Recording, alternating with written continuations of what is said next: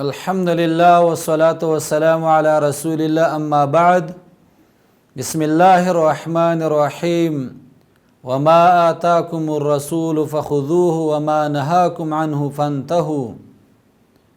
آج اس درس میں میرا موضوع ہے میلاد النبی صلی اللہ علیہ وسلم منانے کی شرعی حیثیت۔ اسلام میں صرف دو عیدیں ہیں، عید الفطر اور عید الاضحیٰ۔ حدیث میں ہے رسول اللہ صلی اللہ علیہ وسلم جب مدینہ تشریف لے گئے تو مدینہ والوں کو دیکھا کہ وہ 2 دن کھیل کرتے ہیں، یعنی خوشی مناتے ہیں۔ تو رسول اللہ صلی اللہ علیہ وسلم نے فرمایا کہ تمہارے لیے ان دونوں کی جگہ اس سے بہتر 2 دن عطا فرمائے ہیں، اور وہ فطر اور اضحیٰ کی 2 دن ہے۔ اگر اسلام میں کوئی تیسری عید ہوتی تو اس کا ذکر اس حدیث میں ضرور ہوتا۔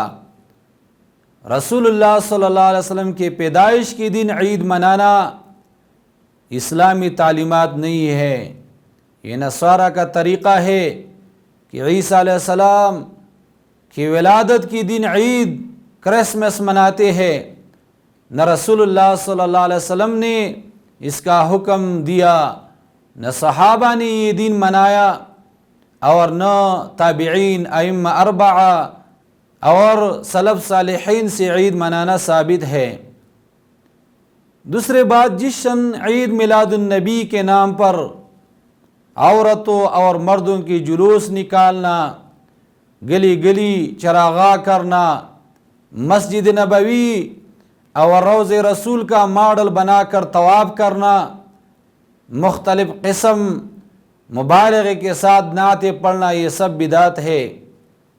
رسول اللہ صلی اللہ علیہ وسلم نے فرمایا جس نے ہماری اس دین میں کوئی نیا کام نکالا جو دراصل اس میں سے نہیں ہے وہ ناقابل قبول ہے۔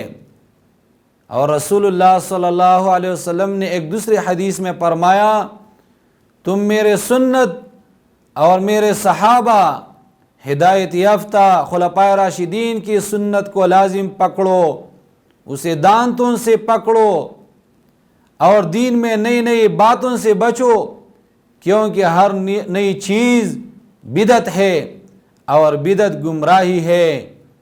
اس لیے عید میلاد النبی منانا بدعت ہے، اس سے مسلمانوں کو پرہیز کرنا چاہیے۔